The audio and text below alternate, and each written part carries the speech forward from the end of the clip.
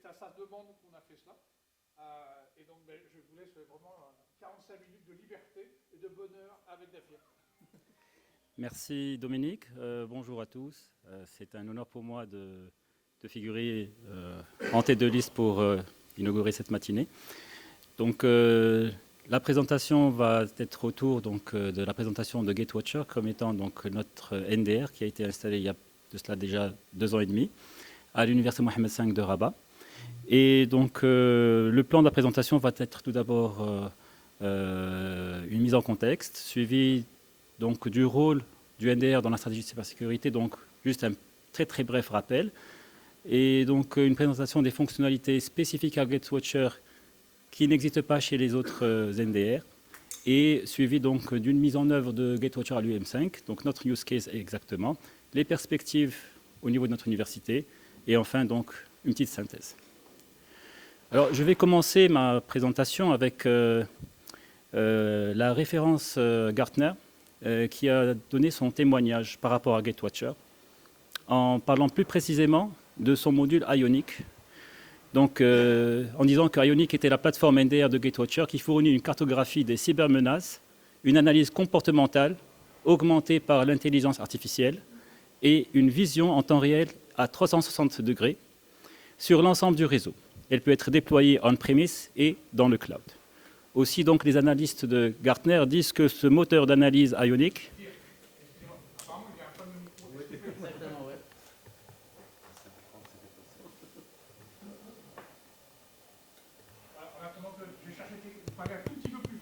D'accord.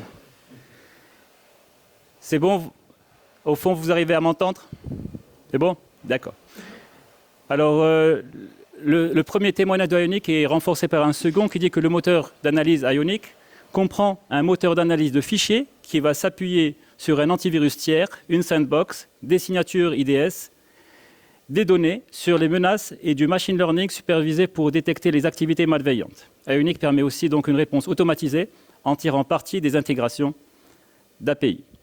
Et dans ce rapport de Gartner, qui a évalué 19 fournisseurs différents de solutions NDR, il y en avait, je pense, si mes souvenirs sont bons, il y en avait 5 qui étaient des faiseurs, donc des têtes de liste, et Gatewatcher en faisait partie. Donc, pourquoi je parle de Gartner? Parce que notre stratégie à l'université Mohamed V de Rabat consiste à donc ne sélectionner que les produits.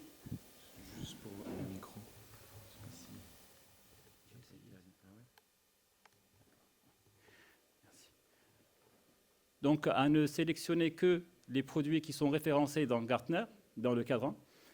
Et donc, notre université compte plus de 100 000 étudiants, ayant accès simultanément à un ENT, un portail, et également à la messagerie qui est sur le cloud, du cloud Office 365, 19 services électroniques en ligne, 22 accès VPN simultanés, 200 accès VPN simultanés, 24 sites complètement connectés par VPN, 40 000 documents qui ont été signés électroniquement jusqu'à la fin de l'année dernière, plus de 3 000 postes de travail, un débit intracampus qui est à 10 gigabits par seconde, notamment au niveau, entre serveurs, et donc plus d'une cinquantaine de sites web, 300 Tera de stockage et 3 Teraoctets de mémoire RAM.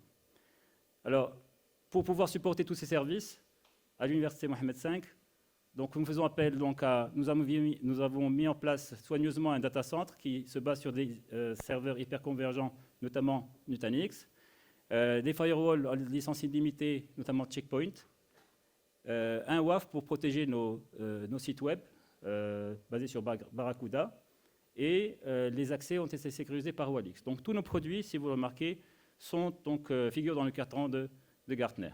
Et donc c'est pour cela que nous avons voulu, en mettant en place un NDR, pouvoir également avoir accès donc, à quelque chose qui répond aux exigences de Gartner en matière de NDR. Comme le dit Gartner donc, dans son guide, les entreprises qui s'appuient sur la technologie du NDR pour détecter et endiguer les activités postérieures à l'intrusion, telles que les ransomware, les menaces internes ou les mouvements latéraux, le NDR va venir compléter les autres technologies qui déclenchent les alertes principalement sur la base de règles et de signatures, en construisant des modèles heuristiques du comportement normal du réseau et en repérant les anomalies. Donc essentiellement, notre objectif en acquérant cette NDR, c'est tout d'abord d'anticiper la gestion des incidents de sécurité. Deuxièmement, renforcer la résilience numérique. Et troisièmement, procéder donc à la sensibilisation de manière très, très fluide et pourquoi pas à la formation. Alors, que fait un NDR dans une toute stratégie de cybersécurité? Le cahier de charge à remplir par le NDR présente plusieurs intérêts stratégiques pour l'organisation face aux diverses menaces auxquelles elle est exposée.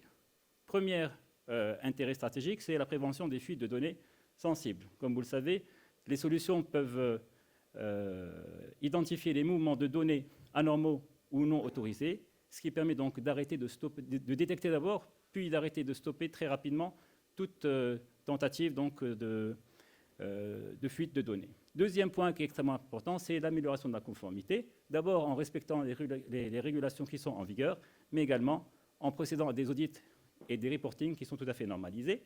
Le troisième point concerne la détection proactive des menaces, et c'est le point le plus important dans toute cette opération, puisque les solutions NDR vont surveiller en continu le trafic qui circule sur le réseau et détecter ce trafic-là qui risque de poser quelques soucis. Et enfin, donc, un avantage compétitif de taille qui porte sur la réputation et la confiance tout d'abord, puisque les postures de sécurité qui sont renforcées par une solution NDR qui peut améliorer la confiance des clients et des partenaires et des parties prenantes. Et le point également qui est aussi important, c'est la préparation aux menaces futures, puisque le NDR va pouvoir détecter a priori les possibilités qui vont pouvoir donc auxquelles le réseau pourra être exposé par la suite. Également, donc, qu'est-ce que peut éviter également la présence d'un NDR? Elle peut éviter la rupture de la confiance et de la réputation. Parce que lorsqu'il y a un incident, on peut avoir une perte de confiance des clients tiers. Nous, dans notre université, ça peut être tous les services auxquels les étudiants ont accès. Ça peut être donc des cours en ligne, ça peut être l'accès à la messagerie, ça peut être l'accès aux documents donc, de signature électronique pour obtenir leur service, leurs documents d'attestation de scolarité, etc. Ça peut être le diplôme qu'ils veulent télécharger. Mais dans un cas tout à fait plus générique, ça peut être un service en ligne qui est mis à la disposition du client. Ça peut également donc, porter atteinte à la marque qui est véhiculée par le réseau en question. Ça peut avoir un impact sur les relations commerciales.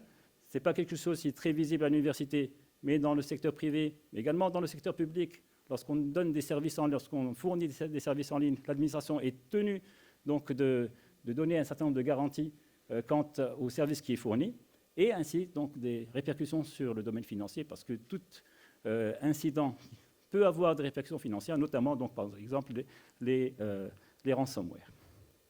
Également, on peut éviter donc, des interruptions de service, des pertes de données critiques. On peut donc minimiser les coûts de récupération et également donc, relever les défis de reprise d'activité. Donc tout ceci donc, pour dire que quand on met en place un NDR, on va d'abord chercher à reconnaître toutes les tentatives de cyberattaque de manière immédiate pour identifier la menace et de manière instantanée pour protéger le réseau et réagir. L'objectif ultime d'un point de vue stratégique, c'est que l'on puisse nous concentrer sur notre métier principal. Alors, que fait Gatewatcher? Gatewatcher, tout comme tout NDR, donc, répond aux exigences qu'on a exposées tout à l'heure, mais il y a d'autres choses que Gatewatcher fournit et que les autres NDR qui sont sur la place ne font pas. Alors, tout d'abord, il permet donc de capturer tout le flux nord-sud, c'est-à-dire le flux qui a lieu hors périmètre depuis l'intérieur du réseau, donc tous les accès à Internet. Et également, il permet donc de capturer tout le trafic, tout le flux est-ouest, c'est-à-dire les déplacements latéraux, notamment lorsqu'on a un extranet pour une seule entité unique qui a des sites qui sont dispersés, donc toutes les communications intersites, mais qui relèvent de la même entité. Donc, il va détecter tous les flux de données du data center et toutes les données qui sont véhiculées, manipulées dans le cœur du réseau. Aussi, par conséquent, Gatewatcher va permettre d'effectuer une capture massive de tout le trafic réseau. Et donc, il va modéliser le comportement et les usages qui ont lieu sur ce trafic générer des alertes qui sont associées au risque et donc définir le niveau de suspicion de tout trafic qu'il va analyser. En termes d'analyse de trafic, GateWatcher se distingue par rapport aux autres NDR par une analyse avancée multivectorielle de tous les flux nord-sud ou est-ouest. Il peut détecter les anomalies qui ont lieu sur le réseau, il peut effectuer des alertes individuelles agrégées, et donc ça va donner lieu à des incidents qui sont structurés. Donc il y a toute une intelligence qui est derrière. Il va permettre de faciliter les investigations qui sont relatives aux menaces, ce qui est tout à fait normal.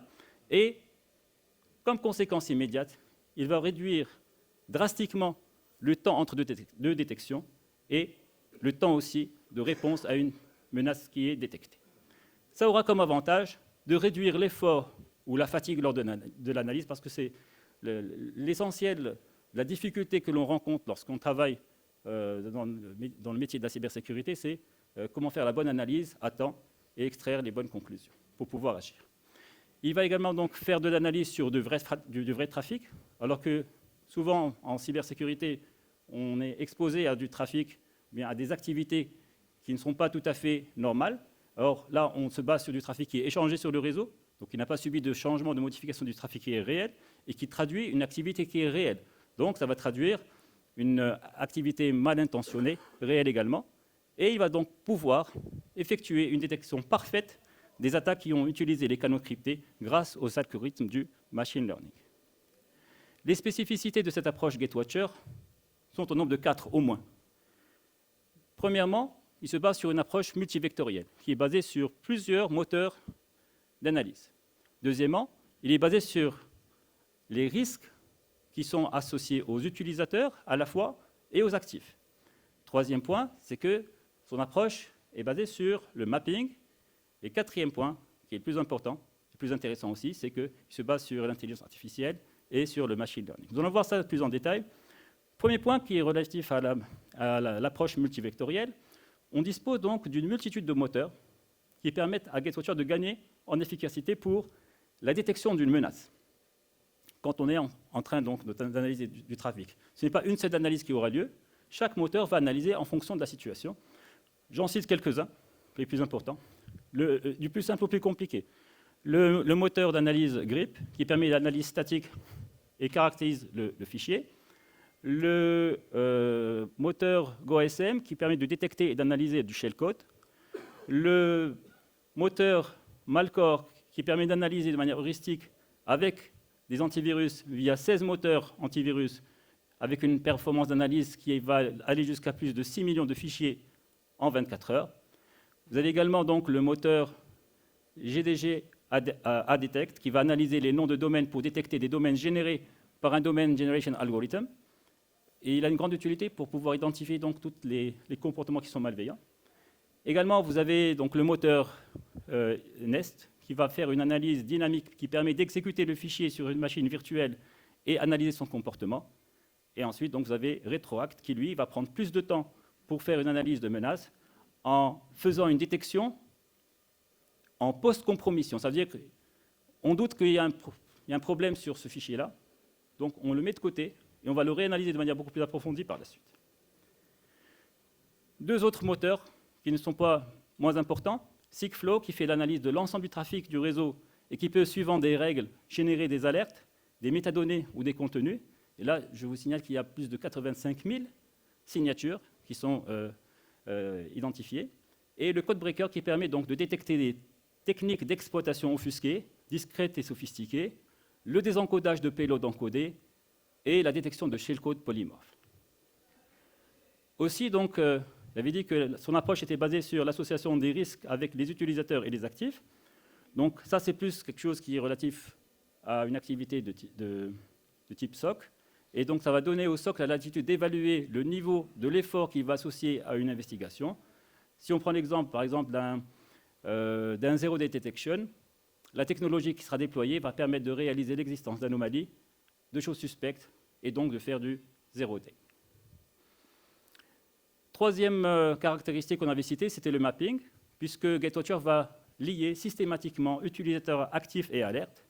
Il va cumuler l'analyse des flux nord-sud et est-ouest, ce qui n'est pas le cas des autres NDR. Les autres NDR, soit ils font l'un ou l'autre. Avec GateWatcher, on fait les deux à la fois. Et en matière d'IA, il y a plusieurs modules. D'ailleurs, c'est ce qui fait la force de GateWatcher. Ce sont donc les modules NDR, CTI, TAP et GNAI. Donc, pour résumer, ce que fait GateWatcher de plus par rapport aux autres, à ses concurrents, c'est probablement donc d'abord d'avoir ses moteurs d'analyse. Il y en a une bonne dizaine. Et lui associer de l'intelligence artificielle. Alors, qu'est-ce qu'on en a fait, nous, à l'université? Alors, une brève présentation donc, de notre infrastructure. On a 24 sites qui sont interconnectés en toute transparence par des VPN, dont 2 sont des sites principaux. En voici un. C'est là où on héberge tous nos serveurs. Donc, le périmètre, il est en pointillé rouge. Sur ces sites, donc, nous avons donc notre batterie de firewall, les frontaux, avec des segmentations de sous-réseaux qui sont plus ou moins à protéger. Nous avons également donc des sites qui sont éloignés, qui sont connectés par des VPN avec des lignes fibre optique à 2 mégabits par seconde, 2 mégabits par seconde, des lignes, donc une fibre noire, donc une fibre qui est propriétaire dans le réseau de campus, qui elle va jusqu'à 10 gigabits par seconde, qui interconnecte les 7 sites qui sont en bas. Et donc quelques sites, donc il y en a 8, qui sont connectés juste par des liaisons ADSL ou bien des liaisons fibre. Voilà, donc les segments que l'on veut protéger sont multiples. Nous avons distingué différents DMZ selon le niveau d'importance des serveurs qui sont hébergés à l'intérieur. Et donc les DMZ privés sont celles qui sont les plus à protéger. L'implémentation qu'on a eue a consisté à donc, placer ou acquérir 2 serveurs G-Center et de placer les sondes, 8 au total, sur les 2 sites principaux pour pouvoir capter tout le trafic qui peut circuler à l'intérieur de l'université. Un travail d'ingénieur avait été établi initialement avec le prestataire qui a pu identifier donc les points au niveau des switches essentiellement qui sont liés au goulot d'étranglement pour lesquels donc tout le trafic pourra être capturé.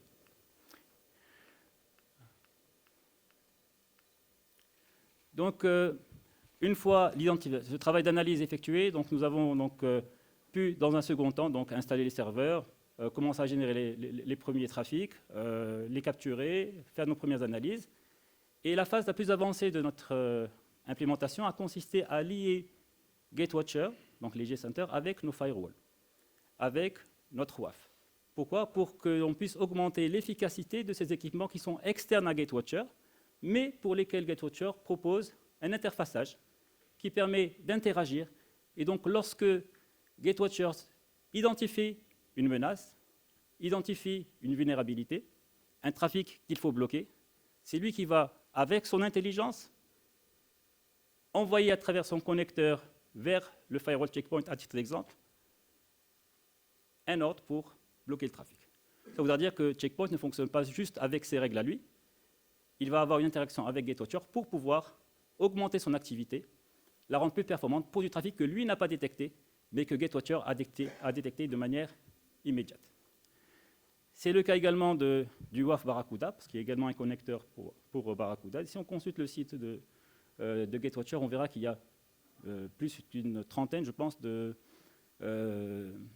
produits qui sont reconnus, donc pour lesquels il y a un interfaçage qui est effectué. On peut citer Fortinet, bien qu'on ne l'ait pas nous à l'université, mais la liste est tout à fait longue.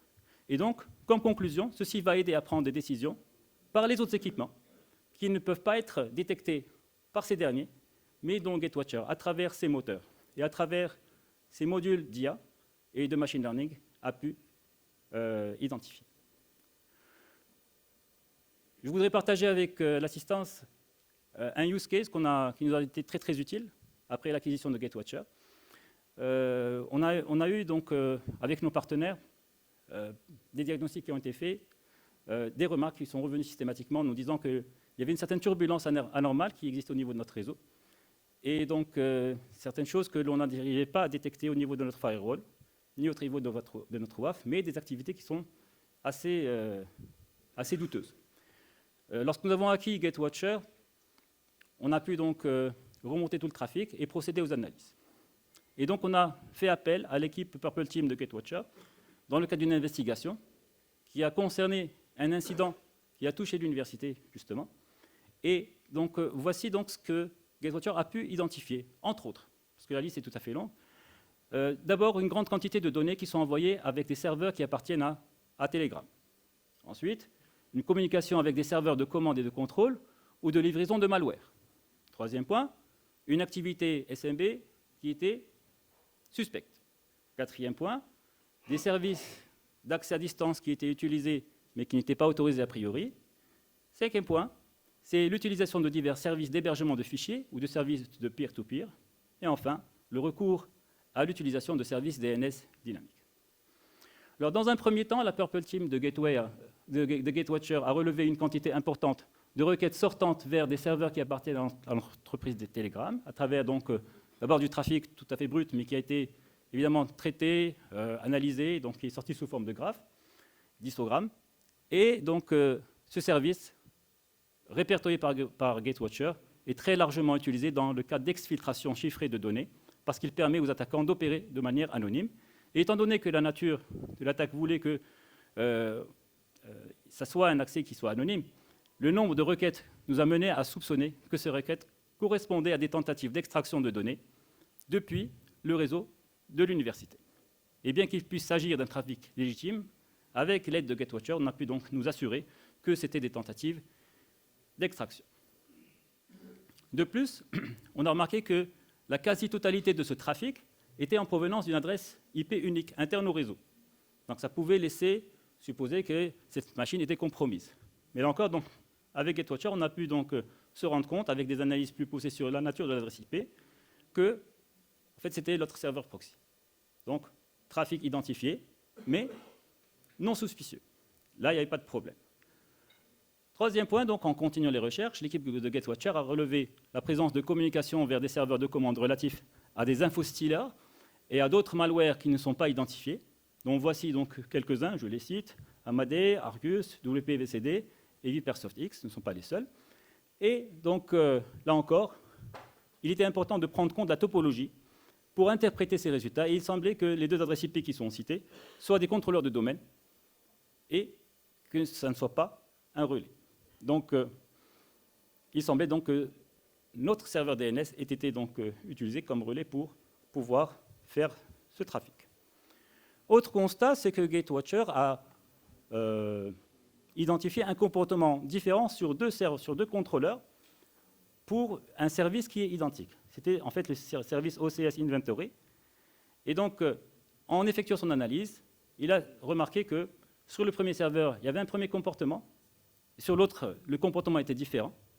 Et donc, bien que ceci ne soit pas une activité malveillante, il a détecté que lorsqu'on avait fait nos installations, sur un serveur, l'insta avait fonctionné, elle avait abouti, sur l'autre, elle n'avait pas abouti. D'accord ? Donc, c'était une analyse en plus, qui n'a pas un impact sur la cybersécurité, mais qui donne une idée sur la qualité du travail qui a été fait à l'intérieur de l'université. Et dans un autre cadre, et malgré donc l'utilisation potentiellement légitime de services d'hébergement de fichiers, ils ont aussi remarqué que de plus en plus d'attaquants, donc cette tension qui avait été détectée, commençait à grandir. Et donc environ une quinzaine d'adresses IP étaient concernées par l'utilisation de ces services de partage de fichiers. De la même manière que les outils précédents, l'utilisation de noms de domaine dynamiques a pu être mise en place pour rendre plus résilientes les infrastructures des attaquants. J'avais cité tout à l'heure un module qui permet de citer une sorte de serveur DNS. En fait, il est d'une grande utilité parce qu'il traduisait tous les codes relatifs aux services en question en des nomenclatures qui sont plus compréhensibles par l'être humain. Et donc, il n'a pas tout trouvé. Là, j'en cite 3, d'autres n'ont pas été identifiés. Mais comme la base de données de Gatewatcher est mise à jour de manière tout à fait régulière, au fur et à mesure, donc, ça serait identifié et accessible. Et donc, une liste de noms de domaines potentiellement générés par des malwares à travers un algorithme a été également détectée. Tout comme les domaines dynamiques, les domaines générés aléatoirement, permettaient donc de pérenniser les infrastructures des attaquants et donc étaient souvent associés à une infection. Voilà, donc ça c'est l'essentiel de l'analyse qui a été faite par Gatewatcher. Ça nous a été d'une grande utilité parce que ça a permis donc d'identifier les sources de vulnérabilité et donc de changer un petit peu notre stratégie, de faire un repositionnement. Il y a également un autre point qui a été identifié par Gatewatcher, qui lui n'a aucun rapport avec le réseau lui-même, parce que Gatewatcher dispose, j'avais dit tout à l'heure, de modules basés sur l'intelligence artificielle et le machine learning. Donc, grâce à sa threat intelligence, elle a détecté que 177 comptes sur les 100 000 et quelques dont on dispose avaient fuité. Et ça nous a été d'une grande utilité parce qu'on était à la veille donc, d'un hacking généralisé de toute notre infrastructure de messagerie. Donc, on a rapidement pris les mesures nécessaires, fait passer ces comptes en MFA, parce que ça n'avait pas encore été fait, et lancé une campagne de sensibilisation, parce qu'on ne peut pas faire un passage à la MFA de manière immédiate, généralisée, pour que tout le monde puisse le réaliser. Parce qu'au niveau de l'université, en fait, nous avons choisi de centraliser l'accès à tous les exercices par une authentification qui est celle de Microsoft, de Office 365. Donc, l'authentification sur certains services supporte la MFA, sur d'autres ne le supporte pas. Et comme donc ce sont des activités d'étudiants, on ne pouvait pas bloquer l'accès des serveurs.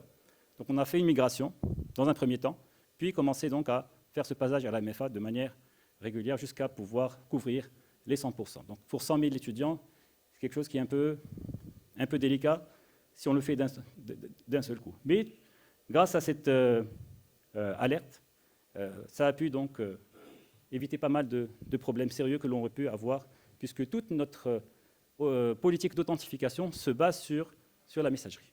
Donc les serveurs les ENT dont on dispose permettent donc se basent sur l'authentification. Les serveurs Moodle pour les cours en ligne se basent sur les serveurs qui permettent donc de faire des demandes de documents de scolarité en ligne se basent sur la messagerie. Donc c'était vraiment un service qui était tout à fait critique. Voilà, donc ça c'est ce qu'on a pu faire donc avec Gatewatcher.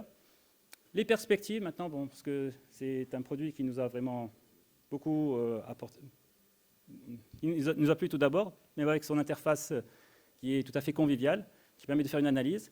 Certaines analyses, on ne peut pas les faire par nous-mêmes. L'intégrateur donc, permet donc il a son équipe qui nous donne un coup de main évidemment, mais les analyses basiques, on arrive à les faire par nous-mêmes, donc à faire des petites détections. Et donc, dans un avenir proche, ce qu'on souhaiterait, donc, c'est renforcer la partie IA. Donc, les modules qui existent de manière native dans Gatewatcher, l'idée, c'est de donc, pouvoir les exploiter plus. Donc, le module Ionic, donc, qui va permettre donc, de caractériser de manière plus active les menaces, d'engager des actions de remédiation globale et de minimiser l'impact des attaques cyber sur notre activité. Également, donc, le NDR qualifié, qu'on appelle TrackWatch, qui va garantir une compréhension et une remédiation au plus tôt des différentes tentatives d'intrusion dès que les premiers signaux se font sentir. Et donc, ça va permettre de limiter les impacts sur les activités d'importance vitale. Vous avez également le troisième module, qui est extrêmement important, qui est le CTI, qui va améliorer de manière immédiate les capacités de détection face à tous les types de menaces, avec des indicateurs de compromission qui sont enrichis et adaptés.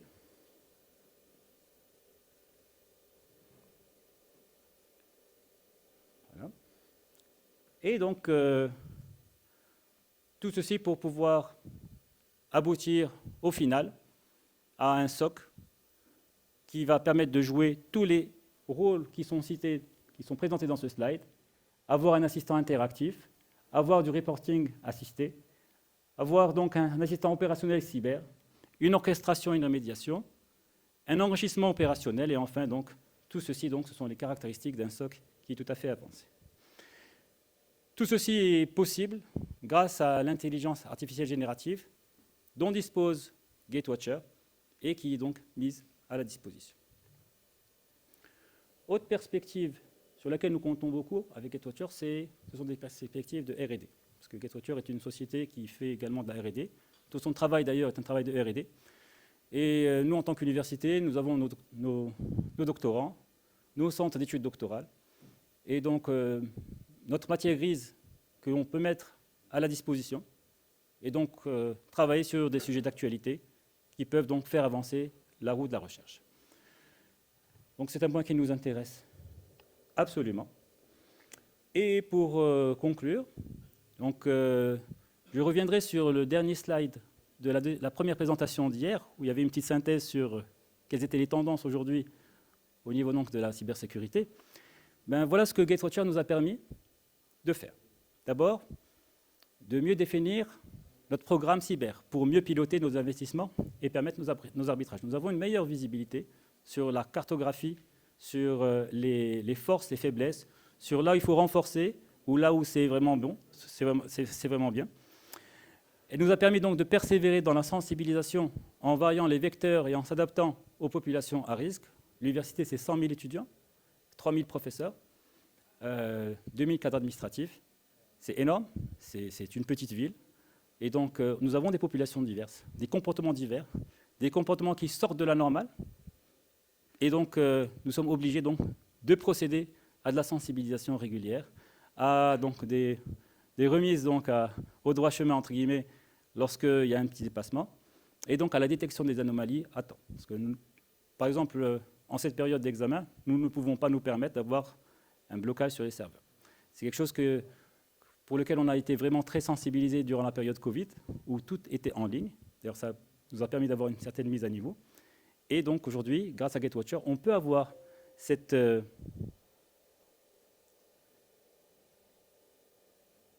identification à temps de la menace. Et donc, on a le temps de travailler pour pouvoir y remédier. Nous avons pu également mieux appréhender l'approche sécurité by design, renforcer les dispositifs de détection et de réaction, et enfin, donc, maîtriser toute la chaîne de valeur qui est relative donc, à l'implémentation de Gatewatcher. Ouais, c'est la batterie, je vais la charger.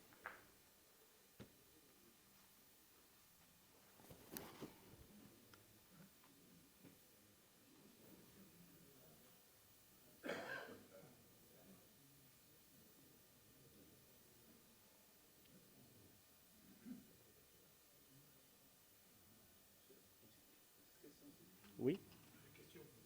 Oui. Oui. Oui. Oui. Alors la question c'est combien est-ce qu'il a fait de temps pour mettre la solution? 1 mois. En fait, nous avons 24 sites. On s'est limité à 2 sites pour l'implémentation. Pourquoi? Parce qu'on a placé les sondes. On a d'abord les serveurs G-Center. 2 serveurs G-Center sur les 2 sites principaux. Parce que tout le trafic passe par 2 sites. C'est une architecture en étoile, arborescente. Et donc nous avons 2 points, 2 goulots d'étranglement. Donc d'abord les 2 G-Center. Et ensuite, pour chaque G-Center, nous avons donc le schéma du réseau. Et là, donc, on place les sondes sur les ports qui permettent donc de minimiser le nombre de sondes, mais d'avoir une copie de tout le trafic qui est effectué.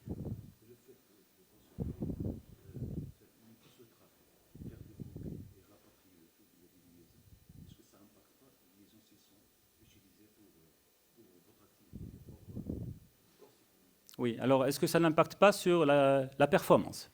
Voilà. Alors, nous avons des switches qui sont assez performants. Donc, ah oui, d'accord. Alors, selon notre configuration, donc c'est une architecture en étoile. Donc, les 2 sites principaux sur lesquels nous avons identifié donc les 2 serveurs G-Center, eux, ils sont liés par le réseau Marwan qui monte jusqu'à 2 gigabits par seconde. Donc là, ça ne pose pas de problème. Pour le réseau interne, donc les fibres, c'est du 1 gigabit par seconde. Restent les sites qui sont éloignés, qui passent par les liaisons donc ADSL ou FTTH. Donc là, mais on ne place rien là-bas. Donc, mais tout le trafic doit passer par la partie centrale, et donc là, il n'y a pas de souci. Alors, on va peut-être répondre à la question. Je ne sais pas s'il a déroulé les parties, mais la solution est passive. Donc, elle n'a aucun impact sur la performance du réseau. On est soit sur des force span, soit sur des tables.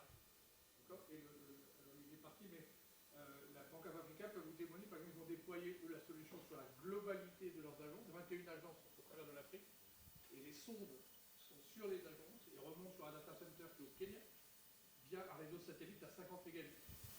Donc c'est pour vous montrer qu'en fait, il n'y a aucun impact sur la zone. Et voilà, les sondes sont indétectables. Et la deuxième solution, c'est qui est importante, c'est qu'on est totalement aérien. Il n'y a aucun échappement de données sur le cloud. On a les seuls aujourd'hui LDR totalement souverains au niveau de la loi ici, le 05, le poly-SIV classe A, classe B. Oui. En fait, j'insiste sur ce dernier point. C'est-à-dire que comparativement probablement aux autres produits qui font le même travail, ah, j'ai compris. Bien.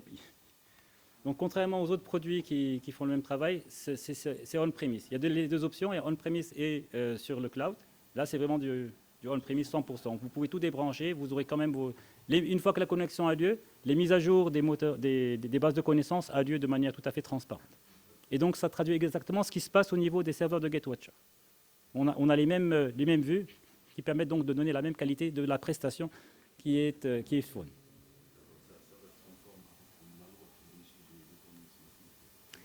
Les données ne sortent pas du tout du périmètre, c'est fermé. Donc, au contraire, aucune donnée ne transite hors de l'établissement, hors de l'université, donc aucune donnée ne transite même à l'étranger. Donc, on reste tout à fait conforme, absolument. Nos solutions ont un double usage, civil et militaire. Pour des raisons qui nous sont propres, elles sont aujourd'hui en Ukraine, donc elles sont confrontées à des solutions de cyberguerre au quotidien, mais il n'y a aucune donnée qui échappe. Nous, on est totalement en Ukraine, donc on est même sur des bâtiments non connectés, des bâtiments militaires ou etc. non connectés, et on a fait le choix, grâce à des technologies de machine learning supervisées, donc il y a une efficacité, de réduire les faux positifs, parce que c'est le gros problème sinon de ce type de solution, quand il y a trop d'informations, c'est très compliqué.